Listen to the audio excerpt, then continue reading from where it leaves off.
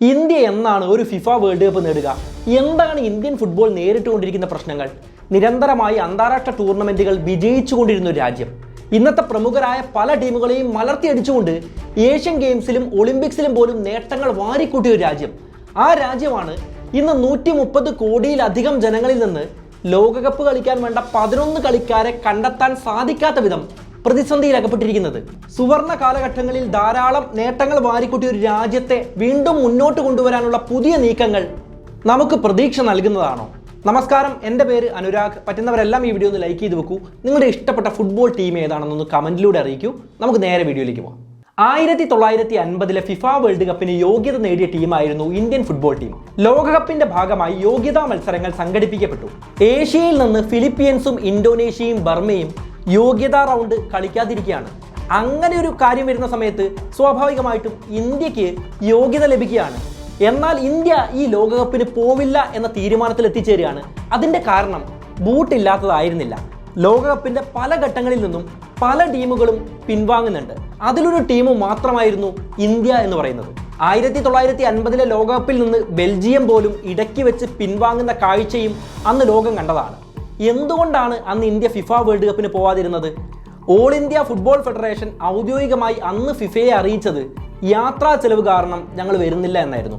എന്നാൽ ഫിഫ അന്ന് പറഞ്ഞത് യാത്രാ ചെലവിൻ്റെ നല്ലൊരു ഭാഗം നൽകാൻ ഞങ്ങൾ തയ്യാറാണ്, നിങ്ങൾ ഫുട്ബോൾ കളിക്കാൻ വരണം, ലോകകപ്പ് കളിക്കാൻ വരണം.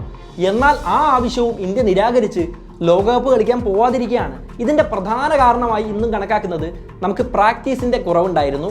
വേൾഡ് കപ്പിന് വേണ്ടി പെട്ടെന്നൊരു ടീമിനെ സംഘടിപ്പിക്കാനുള്ള പ്രയാസങ്ങൾ ഉണ്ടായിരുന്നു. അതൊന്നും കൂടാതെ ഒളിമ്പിക്സിനായിരുന്നു അന്ന് ഇന്ത്യ കൂടുതൽ പ്രാധാന്യം കൽപ്പിച്ചിരുന്നത്.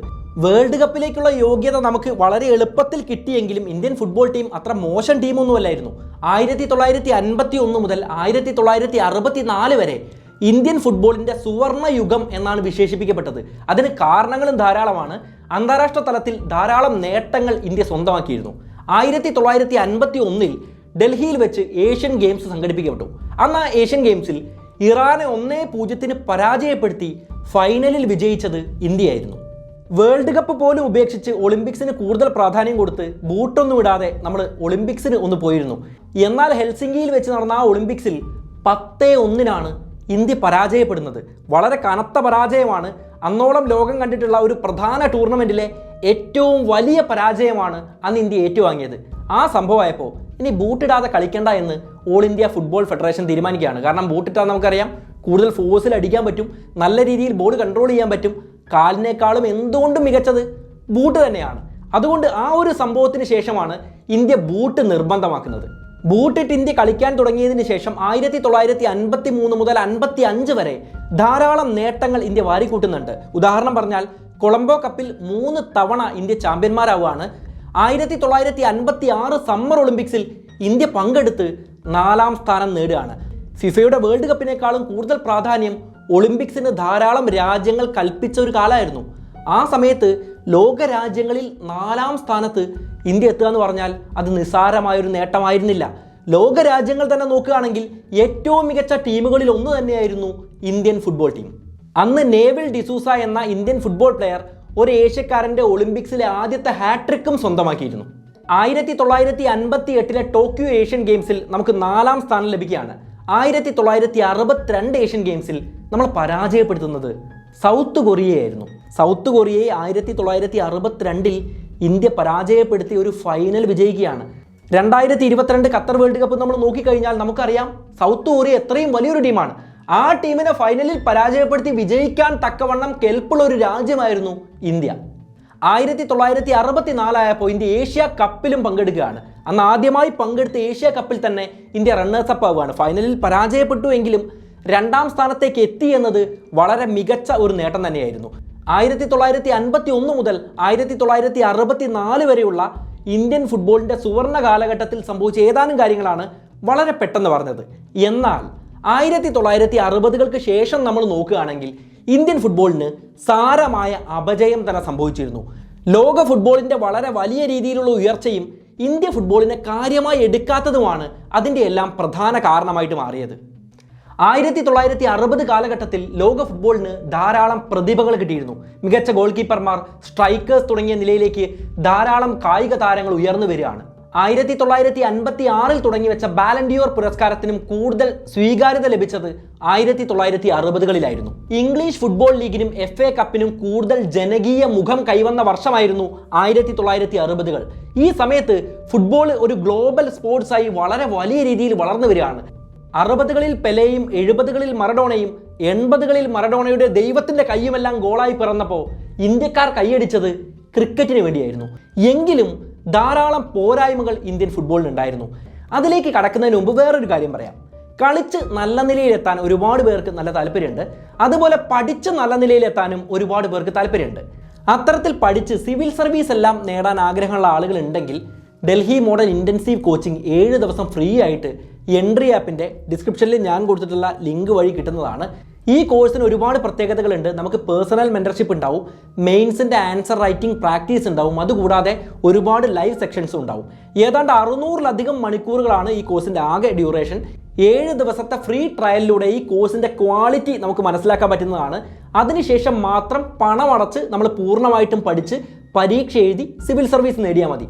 എന്താണെങ്കിലും നല്ല കോഴ്സാണ്, നല്ല അവസരമാണ്. പറ്റുന്നവരെല്ലാം ഒന്ന് ട്രൈ ചെയ്ത് നോക്കും. എന്താണെങ്കിലും ഇന്ത്യൻ ഫുട്ബോൾ നേരിടുന്ന പ്രതിസന്ധിയിലേക്ക് നമ്മൾ തിരിച്ചു വരികയാണെങ്കിൽ അതിൻ്റെ പ്രധാന ഒരു പ്രതിസന്ധി എന്ന് പറയുന്നത് അടിസ്ഥാന സൗകര്യങ്ങളുടെ കുറവ് തന്നെയാണ്. ഉദാഹരണമായിട്ട് പറയുകയാണെങ്കിൽ ഡൽഹിയിലെ അംബേദ്കർ സ്റ്റേഡിയം, മുംബൈയിലെ ഫുട്ബോൾ അരീന, അതുപോലെ ബാംഗ്ലൂരിലെ ഫുട്ബോൾ സ്റ്റേഡിയം തുടങ്ങിയ വിരളിലെണ്ണാവുന്ന സ്റ്റേഡിയങ്ങൾ മാത്രമാണ് ഫുട്ബോളിന് വേണ്ടി മാത്രമുള്ളത്. അല്ലാത്ത സ്റ്റേഡിയങ്ങളെല്ലാം മൾട്ടി പർപ്പസ് സ്റ്റേഡിയങ്ങളാണ്. നമുക്ക് എന്തെങ്കിലും ഫുട്ബോൾ കളി വരുമ്പോൾ ക്രിക്കറ്റ് സ്റ്റേഡിയങ്ങൾ ഫുട്ബോൾ സ്റ്റേഡിയങ്ങളാക്കി മാറ്റും. നമുക്ക് എല്ലാവർക്കും അറിയുന്ന കാര്യമാണ്. ഫുട്ബോളിൻ്റെ ആ പുല്ലുകളുടെ ടെക്സ്ചർ മുതൽ എല്ലാ കാര്യങ്ങളും ഫുട്ബോളിന് വേണ്ടി നിർമ്മിക്കുന്ന സ്റ്റേഡിയങ്ങളിലാണ് പ്രധാന ക്ലബ്ബുകളും പ്രധാന താരങ്ങളും എല്ലാം പരിശീലിച്ചുകൊണ്ടിരിക്കുന്നത്. അങ്ങനെ ഒരു അവസരത്തിൽ നമുക്ക് ഫുട്ബോളിന് വേണ്ടി മാത്രം സ്റ്റേഡിയങ്ങൾ ഇല്ല എന്നത് ഇന്ത്യയുടെ ഒരു കുറവ് തന്നെയാണ്. ഫുട്ബോളിന് വേണ്ടി മാത്രം നിർമ്മിക്കപ്പെട്ട സ്റ്റേഡിയങ്ങളുടെ പേരുകൾ ഞാൻ പറഞ്ഞതാണ്. പക്ഷേ ഇതും ഒരു കണക്കിന് നോക്കിക്കഴിഞ്ഞാൽ മൾട്ടി പർപ്പസ് സ്റ്റേഡിയങ്ങൾ തന്നെയാണ്. കാരണം പല അത്ലറ്റിക് ഇവന്റുകളും ആ സ്റ്റേഡിയങ്ങളിൽ വെച്ച് നടത്താറുണ്ട്. അളവിലും ഗുണത്തിലും ഫിഫ മാനദണ്ഡ പ്രകാരം നിർമ്മിക്കപ്പെടുന്ന സ്റ്റേഡിയങ്ങളിലല്ല കുട്ടികൾ കളിക്കുന്നത്. കുട്ടികൾ പോയിട്ട് പ്രൊഫഷണൽ താരങ്ങൾക്ക് പോലും അത്തരം സ്റ്റേഡിയങ്ങളിൽ കളിക്കാനുള്ള അവസരം വളരെ വളരെ കുറവാണ്.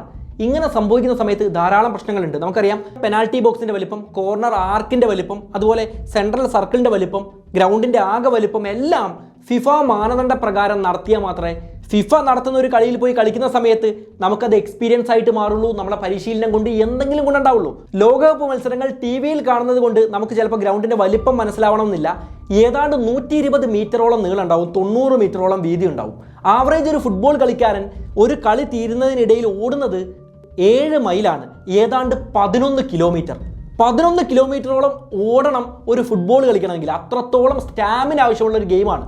ഇതേ മത്സരം നമ്മൾ പ്രാക്ടീസ് ചെയ്യുന്നത് 60 മീറ്റർ മാത്രമുള്ള ഒരു ഗ്രൗണ്ടിലാണെങ്കിൽ നമ്മുടെ കുട്ടികൾക്ക് എങ്ങനെയാണ് ഒരു വലിയ എക്സ്പോഷർ കിട്ടുക, വലിയ പ്രാക്ടീസ് കിട്ടുക?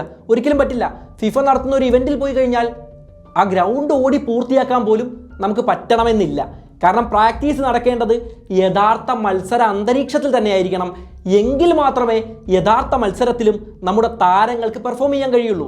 അതുകൊണ്ട് തന്നെ അടിസ്ഥാന സൗകര്യ വികസനം ഉറപ്പുവരുത്തേണ്ടത് ഇന്ത്യൻ ഫുട്ബോളിൻ്റെ ഭാവിയിൽ വളരെ വളരെ പ്രധാനപ്പെട്ടതാണ്. ഇന്ത്യ മഹാരാജ്യത്തെ ഇന്ത്യൻ ഫുട്ബോൾ നേരിടുന്ന പ്രധാന പ്രശ്നങ്ങളിൽ ഒന്ന് തന്നെയാണ് അഴിമതി. സർവ്വ മേഖലകളിലും അഴിമതി നമുക്ക് കാണാം, നേരിട്ട് കാണാം. കായിക രംഗത്ത് കുറച്ചധികമായി തന്നെ കാണാം. വലിയ വലിയ കായിക ഇവന്റുകളിൽ പോലും നമുക്ക് പേപ്പറിൽ എഴുതി കൂട്ടാൻ പറ്റാത്ത രീതിയിൽ വലിയ സംഖ്യയുടെ അഴിമതികളാണ് നടന്നിട്ടുള്ളത്. ഫുട്ബോളുമായി ബന്ധപ്പെട്ട് നമ്മൾ പറയുകയാണെങ്കിൽ ഒരു ഉദാഹരണം പറയാം. പലപ്പോഴും നമുക്ക് ചിരി വരും. ജമ്മു ആൻഡ് കാശ്മീർ ഫുട്ബോൾ അസോസിയേഷനാണ് ഈ അഴിമതി നടത്തിയിട്ടുള്ളത്. $57,000, ഏതാണ്ട് 40 ലക്ഷത്തിലധികമാണ് അഴിമതി നടത്തിയിട്ടുള്ളത്. കാരണം എന്താണെന്നറിയോ? ബിരിയാണി വാങ്ങാൻ. അതായത് കായിക താരങ്ങൾക്ക് റീഫ്രഷ്മെന്റിന് വേണ്ടി ബിരിയാണി വാങ്ങി നൽകി എന്ന കള്ളബില്ല് ഉണ്ടാക്കിയിട്ടാണ് ഇത്രയും വലിയ തുകയുടെ അഴിമതി നടത്തിയിട്ടുള്ളത്. ഒരാൾക്ക് പോലും ബിരിയാണി കിട്ടിയില്ല.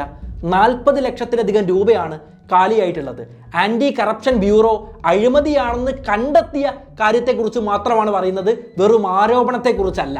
ബിരിയാണിയുടെ പേരിൽ വ്യാജ ബില്ലുണ്ടാക്കി ഇതേ ഫുട്ബോൾ അസോസിയേഷൻ തന്നെ മറ്റ് പല വ്യാജ ബില്ലുകളും ഉണ്ടാക്കി നിരവധി പണം തട്ടിയതിനുള്ള രേഖകളും ആ സമയത്ത് കണ്ടെത്തിയിരുന്നു. പിന്നെ നമ്മുടെ സായില്ലേ, സ്പോർട്സ് അതോറിറ്റി ഓഫ് ഇന്ത്യ, അതിൻ്റെ കേന്ദ്രങ്ങളിൽ പലപ്പോഴായി CBI റെയ്ഡുകൾ നടന്ന വാർത്തകൾ നമ്മൾ കേട്ടിട്ടുള്ളതാണ്. അത്തരത്തിൽ ഒരു റെയ്ഡ് നടന്ന സമയത്ത് കായിക താരങ്ങൾക്ക് വേണ്ട കായിക ഉപകരണങ്ങളിൽ പോലും തട്ടിപ്പ് നടത്തി. അതായത് ക്വാളിറ്റി കുറഞ്ഞ ഉപകരണങ്ങൾ കൂടുതൽ വിലയ്ക്ക് വാങ്ങി അതിൽ തട്ടിപ്പ് നടത്തി പണമടിച്ചു മാറ്റിയ നിരവധി സംഭവങ്ങൾ റിപ്പോർട്ട് ചെയ്യപ്പെട്ടിട്ടുണ്ട്. അല്ലെങ്കിലും ഈ അഴിമതികളെക്കുറിച്ച് കൂടുതലായിട്ട് പറയേണ്ട കാര്യമില്ലല്ലോ. വളരെ ചെറിയ കായിക ഇവന്റുകളിൽ വരെ അഴിമതി നടക്കുന്നുണ്ട്. അപ്പോൾ വലിയ വലിയ രംഗത്തേക്ക് എത്രത്തോളം അഴിമതി ഉണ്ടാവുമെന്ന കാര്യം നമുക്കെല്ലാം ഊഹിക്കാൻ സാധിക്കുന്നതേ ഉള്ളൂ. ഇന്ത്യൻ ഫുട്ബോൾ നേരിടുന്ന പ്രതിസന്ധികളിൽ പ്രധാനപ്പെട്ട മറ്റൊന്നാണ് കതിരിന് വളം വെക്കുന്ന രീതി. ഇന്ത്യയിൽ ചെറിയ കുട്ടികൾക്ക് കളിച്ച് വളരാനുള്ള സാഹചര്യങ്ങൾ വളരെ കുറവാണ്. കൂടുതൽ ക്രിക്കറ്റിനോടാണ് കുട്ടികൾക്ക് താല്പര്യം എന്നതൊരു വശമാണ്. അതുകൂടാതെ കുട്ടികൾക്ക് കളിക്കാനുള്ള സാഹചര്യങ്ങൾ ഒരുക്കുന്നില്ല എന്നത് മറുവശമാണ്. ഓൾ ഇന്ത്യ ഫുട്ബോൾ ഫെഡറേഷൻ നടത്തുന്ന കുട്ടികൾക്ക് വേണ്ടിയുള്ള അക്കാഡമികൾ പ്രവർത്തിക്കുന്നുണ്ട് എങ്കിലും അവരിൽ നിന്ന് എത്ര പേർ ദേശീയ തലത്തിലേക്ക് ഉയർന്നു വരുന്നു എന്ന കാര്യം കൃത്യമായി കണക്കെടുത്ത് പരിശോധിക്കേണ്ടതാണ്. ഉദാഹരണമായിട്ട് നമ്മൾ അർജന്റീനയുടെ കാര്യം നോക്കുകയാണെങ്കിൽ 4 വയസ്സുള്ള കുട്ടികൾക്ക് വരെ ഫുട്ബോൾ പരിശീലനം നൽകുന്ന ധാരാളം അക്കാഡമികൾ അർജന്റീനയിൽ പ്രവർത്തിക്കുന്നുണ്ട്. ബാർസലോണയിലെ കാര്യം നമ്മൾ നോക്കുകയാണെങ്കിൽ 6 മുതൽ 12 വയസ്സ് വരെയുള്ള കുട്ടികൾക്ക് പോലും ധാരാളം അക്കാഡമികൾ ബാർസലോണ തന്നെ നടത്തുന്നുണ്ട്. അതുകൊണ്ടൊക്കെ തന്നെയാണ് ആ ക്ലബ്ബുകളിലും ആ രാജ്യങ്ങളിലും കൂടുതൽ കഴിവുള്ള താരങ്ങൾ വളർന്നു വരുന്നത്.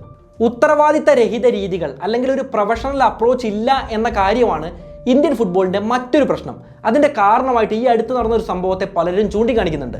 2021-22 വർഷത്തിൽ ഏഷ്യൻ ഫുട്ബോൾ കൗൺസിലിൻ്റെ ലൈസൻസിന് വേണ്ടി നടന്ന ടെസ്റ്റുകളിലൊന്നും ഇന്ത്യയിലെ കേരള ബ്ലാസ്റ്റേഴ്സ് അടക്കമുള്ള 10-ലധികം ക്ലബ്ബുകൾ വിജയിച്ചിട്ടില്ല. അവർ പരാജയപ്പെടുകയാണ്.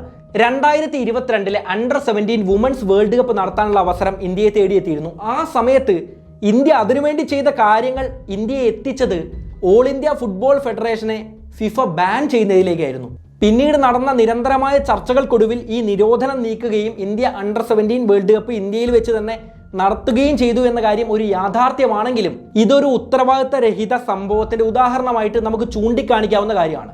വേണ്ട രീതിയിൽ കൃത്യമായി ടീം അംഗങ്ങളെ തിരഞ്ഞെടുക്കാൻ പോലും ചെറിയ ക്ലബ്ബ് മുതൽ വലിയ ക്ലബ്ബുകൾ വരെ വിമുഖത കാണിക്കുകയാണ്. പലപ്പോഴും അതിലെല്ലാം തട്ടിപ്പുകൾ കടന്നുകൂടുന്നുണ്ട്. അങ്ങനെ സംഭവിക്കുമ്പോൾ നന്നായി ഈ ഗെയിമിനെ സ്നേഹിച്ച് ഗെയിമിനോടുള്ള താല്പര്യത്തോടെ അത് പരിശീലിക്കുന്ന യുവതാരങ്ങളിൽ ഒരു മോശമായിട്ടുള്ള അനുഭവമാണ് അത് കൊടുക്കുക. കാര്യം എങ്ങനെയൊക്കെ ആണെങ്കിലും നമ്മുടെ ഇതിഹാസ താരമില്ലേ സുനിൽ ഛേത്രി, ഇപ്പോഴും കളിച്ചുകൊണ്ടിരിക്കുന്ന ഫുട്ബോൾ താരം, അദ്ദേഹം റൊണാൾഡോയും മെസ്സിയും കഴിഞ്ഞു കഴിഞ്ഞാൽ ഇന്റർനാഷണൽ ഫുട്ബോളിൽ ഏറ്റവും കൂടുതൽ ഗോൾ നേടിയിട്ടുള്ള താരമാണ്. അദ്ദേഹത്തെ പോലെ ധാരാളം താരങ്ങൾ ഇന്ത്യയിൽ നിന്ന് വളർന്നു വരാനും ഭാവിയിൽ ഇന്ത്യക്കൊരു ലോകകപ്പ് കിട്ടാനുമുള്ള ഒരു വലിയ സ്വപ്നം നമുക്ക് കാണാവുന്നതാണ്. അതിൻ്റെ ശുഭപ്രതീക്ഷകൾ ഇപ്പോൾ ചെറുതായിട്ട് നാമ്പിട്ട് വരുന്നുണ്ട്. ഇന്ത്യക്ക് പൊതുവെ ഒരു ഫുട്ബോൾ സംസ്കാരത്തിൻ്റെ കുറവുണ്ട്. ഇന്ത്യക്കാർ അമിതമായിട്ട് സ്നേഹിക്കുന്നത് ക്രിക്കറ്റിനെയാണ്. എന്താണെങ്കിലും ഈ ക്രിക്കറ്റിൻ്റെ സ്വാധീനം ഫുട്ബോളിലേക്കും ഉണ്ടായിട്ടുണ്ട്. കാരണം IPLൻ്റെ സ്വാധീനം കൊണ്ടാണ് 2013 ISL സ്റ്റാർട്ട് ചെയ്യപ്പെടുന്നത്. അതിനുശേഷം നമ്മൾ നോക്കുകയാണെങ്കിൽ 2017 അണ്ടർ-17 വേൾഡ് കപ്പും ഇന്ത്യയിൽ നടന്നിരുന്നു. ഈ 2 സംഭവം ഉണ്ടായ സമയത്ത് ലോകം ശ്രദ്ധിച്ചൊരു കാര്യം ഇന്ത്യയിലുള്ള ഫുട്ബോൾ ആരാധകരുടെ വളർച്ചയായിരുന്നു. ഇന്ത്യക്ക് ഉണ്ടായിക്കൊണ്ടിരിക്കുന്ന ഒരു ഫുട്ബോൾ സംസ്കാരത്തിൻ്റെ വളർച്ചയായിരുന്നു. 2017 അണ്ടർ-17 വേൾഡ് കപ്പ് അന്ന് സ്റ്റേഡിയത്തിലെത്തി കണ്ടവരുടെ എണ്ണം 13.5 ലക്ഷമായിരുന്നു. അണ്ടർ-17 ആണെങ്കിലും ആദ്യമായി ഒരു FIFA world cup India host ചെയ്ത സമയത്ത് ജനങ്ങൾ വളരെ താല്പര്യത്തോടെ ആ വേൾഡ് കപ്പിനെ സ്വീകരിച്ചു. അതുകൂടാതെ ഇന്ത്യയിൽ ISL മത്സരങ്ങൾക്ക് ലഭിച്ചുകൊണ്ടിരിക്കുന്ന പ്രാധാന്യം ലോകം അത്ഭുതത്തോടെയാണ് നോക്കിക്കണ്ടത്. ബ്രോഡ്കാസ്റ്റിംഗ്, മാർക്കറ്റിംഗ്, സ്പോൺസർഷിപ്പ് എന്നീ മേഖലയിൽ ഇന്ത്യ വലിയൊരു മാർക്കറ്റാണെന്ന വിവരം ലോകം തിരിച്ചറിയാണ്. വലിയ വലിയ കമ്പനികൾ പോലും ഇന്ത്യൻ ഫുട്ബോളിലും ഇന്ത്യയിലും നിക്ഷേപം നടത്താൻ തയ്യാറാവുകയാണ്. ISL മൂലം ഇന്ത്യക്ക് ഒരുപാട് നേട്ടങ്ങൾ ഉണ്ടായിട്ടുണ്ട്. നമ്മൾ ഇന്ത്യൻ ഫുട്ബോളിൻ്റെ പോരായ്മയായിട്ട് എണ്ണി പറഞ്ഞൊരു കാര്യമാണ് അടിസ്ഥാന സൗകര്യങ്ങളുടെ കുറവ്.